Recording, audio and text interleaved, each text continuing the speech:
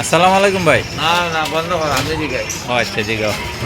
হ্যাঁ ভাই, তুমি কি মানে জিগা ভাই না। একবারে বলো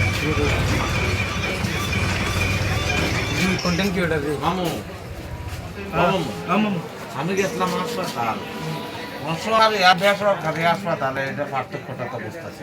গেছিলাম চিকিৎসা করাইতাম। এটা তুমি বুঝছো না। না এটা এটার অর্থ হইলো বাংলাদেশের মধ্যে হুম বেসরকারি মাঝে তুমি গেলা, মনে করো তোমার জীবন শেষ, মানে তুমি মরা লাশ হয়ে ফিরাইতা, মানে চিকিৎসা নাই, মানুষ মরিয়াতে মরে উঠুই।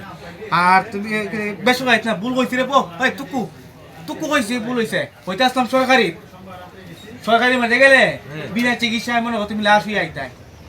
রে কেন তোমার তোমার বিনা চিকিৎসা টেকা ছাড়া এটা কি বাংলাদেশ সরকারের দেখে না? না, এটা বাংলাদেশে সরকার দেখে না, অসহায় মানুষের না এটা কোন দেখে না। লাগে আর বেসরকারি চিকিৎসাটা তোমার বুঝায়, এটা মানে তুমি মনে করো তোমার জমিন শেষ হইতে বাংলাদেশ সরকারে কি পারে না অসহায় মানুষের লাগে কিছু সাহায্য সহযোগিতা করার লাগে? এটা তো মনে করো মুখে সবাই কয়, মানে উফিটা পানি ডালে নিচি দেয়া, তাই তো